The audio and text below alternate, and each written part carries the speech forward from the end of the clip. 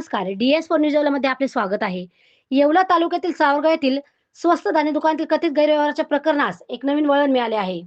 तहसीलदारांना दिलेल्या निवेदनावर तीव्र आक्षेप घेत रेशन दुकानदाराने आपले स्पष्टीकरण दिले असून आपल्यावरील सर्व आरोप निराधार असल्याचे म्हटले आहे. विशेष म्हणजे प्रशासक, सरपंच आणि बहुसंख्य ग्रामस्थांनी दुकानदाराच्या समर्थनापुढे येत आपल्या प्रामाणिकपणाची साक्ष दिली आहे. सावरगाव येथील स्वस्त धान्य दुकानात धान्य वाटपात अनियमितता होत असल्याचा आरोप करत काही ग्रामस्थांनी तहसीलदारांना निवेदन दिले होते. यावर आता संबंधित परवानाधारकाने समोर येत आपली बाजू सडेतोड पण मांडली आहे. आपल्यावर केलेले आरोप पूर्णपणे बिनबुडाचे असून वैयक्तिक आकाशपोटी आपली बदनामी करण्याचा हा प्रयत्न असल्याचा दुकानदाराने म्हटले आहे. दुकानदारांनी दिलेल्या माहितीनुसार या संपूर्ण प्रकरणाच्या तपासणीसाठी 30 जुलै रोजी पुरवठा निरीक्षकांनी दुकानात जाऊन प्रत्यक्ष साठ्याची मोजणी केली. या तपासणीत दप्तरातील नोंदवही आणि प्रत्यक्षात असलेला माल 100% अचूक व सुरक्षित आढळला आहे.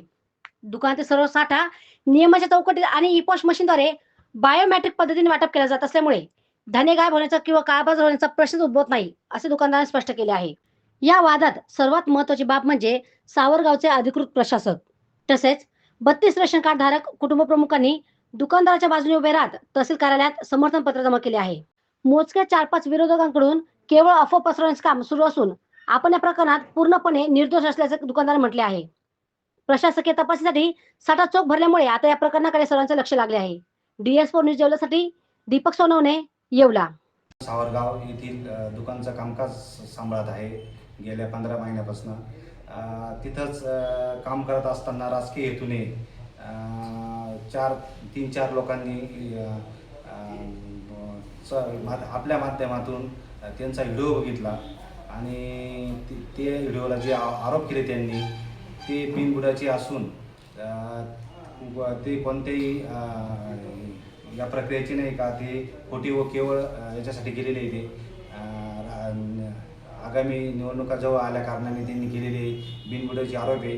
त्या संदर्भात मी माझी बदनामी करण्याचे काम त्यांनी केलेले आहे. आणि त्याच्यापैकी एक पहिला मुद्दा म्हणजे ट्रॅक्टर. त्यांनी असं सांगितलं की ट्रॅक्टरमधून धान्य गायब केले.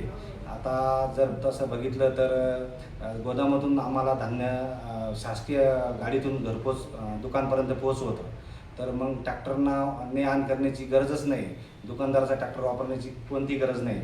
तसेच त्या अनुषंगाने माननीय तहसीलदार साहेबांच्या आदेशान्वये पुरवठा निरीक्षक 30 जुलै रोजी माझ्या दुकानावर येऊन तपासणी केली.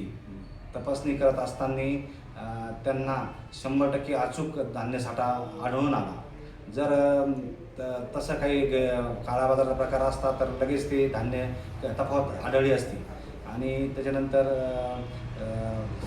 दुसरा विषय असा की गावातील प्रशासक, सरपंच व इतर 32 जणांनी माननीय तहसीलदार साहेबांच्या कार्यालयात येऊन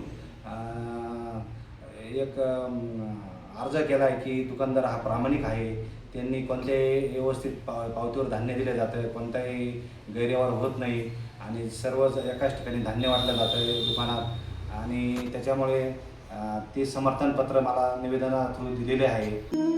रेस्टॉरंट वर्मा पॅलेस, येवला कोपरगाव रोडचं आकर्षण. Restaurant Verma palace, luxury rooms, multi cuisine restaurant आणि भव्य banquet hall, AC rooms, terrace garden आणि स्वादिष्ट जेवण. एकदा भेट द्या. आपल्या अपेक्षापेक्षा जास्त सेवा मिळेल. ठिकाण येवला कोपरगाव रोड, उपजिल्हा रुग्णालय शेजारी, येवला. Restaurant Verma palace.